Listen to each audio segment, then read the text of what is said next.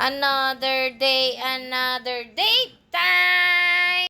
Siyempre, naisipan namin kumain sa Jollibee, bidang saya.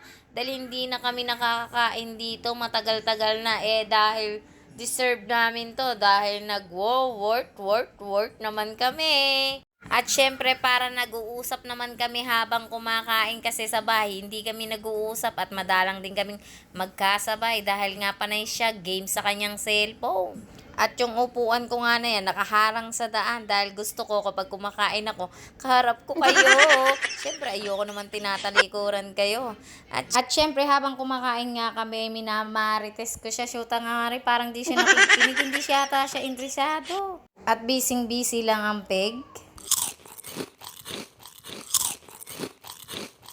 Yung ang dami-dami ko nung kinukwento sa kanya, yung mga nangyayari sa akin araw-araw. Ganyan lang ang reaction niya, shoot amari, hindi ka maiinis dyan. At ang sabi niya, wag daw akong maingay, dali enjoy niya daw ang pagkain ng two-piece chicken. Dahil makulit tayo, todo kwento tayo, dahil joker, tawa lang tayo ng tawa, ang ating asawa naman seryoso. At ayaw niya talaga magpa-istorbo. At dahil ngayon lang kasi kami uli nakakain dito, miss na miss. Kaya kahit buto, hinangat-ngat. At kung may o-orderin nga ditong buto-buto, yun na lang ang aking order, charis. At di nga namin kasama ang aming mga baby sharp dahil ang aming ate ay masakit ang lalamunan. At ang aming baby sharp naman ay may hika. At dahil late upload na nga na to, nakadalawang Jollibee na kami bago pa ito ma-upload. At dahil ngayon ko lang din kasi siya na-i-edit dahil busy ang person. Yung ang dami-dami ko ng kwento sa aking asawa ay siya ay wala mang kwento. Wala naman daw kasing wenta. Charis!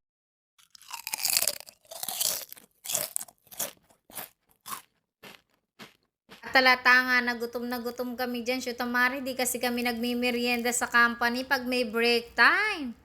At yung iinom na nga lang siya ng tubig na pag-utusan ko pa, nahihirap uli sa amin ng camera dahil feeling ko hindi nakikita ang kalahati ng balat ko. Charis! At ang aming order nga ay 2-piece chicken at isang 1-piece chicken with soup. Dahil feeling ko gusto ko ng sopas kahit mainit ba. At eto nga ang aking daddy shirt ay walang ka-sweet-sweet sa totoong buhay. Sa gabi lang siya sweet. Charis! At mukha rin siyang seryoso. Pag biniro mo, magagalit pa. Charis! Samantalang yung ibang binibiro ko, tuwang-tuwa siya, galit na galit. At pag pumupunta nga pala kami sa Jollibee, kahit di mo na siya tanungin kung anong order niya, automatic 2-piece chicken lang ang gusto niya at saka ako. Charis, naisingit mo pa yan! Ka-frenny! At lumayo nga siya dahil ayaw niya ipakita sa camera nang inangat-ngat din niya yung buto. Charis! At syempre, hindi nga namin kasama ang aming mga baby sharp, kaya kami ay magte-take out na lang ng kanilang pasalubong, mga kapreni. At super nahihiya nga talaga siya, ayaw niya ipakita yung pagmumukha niya na kumakain siya ng buto-buto. At kahit paano tumitingin-tingin naman siya sa camera, syempre ako'y babalik na sa dati para masolo ko naman kayo. Charis! O ayan, buto-buto na lang talaga ang aking natitirang pagkain dahil yan talaga ang aking gusto. At sa pagkakataon naman na yan, siya naman ang nagkukwento. Siyempre, hindi ko siya papansinin kasi hindi niya ako pinapansin nung una. Ganti-ganti ba? Ganti-ganti. At mali naman ata ang pagharap ko sa inyo ng camera dahil puro balat ko ang inyong nakikita. Charis!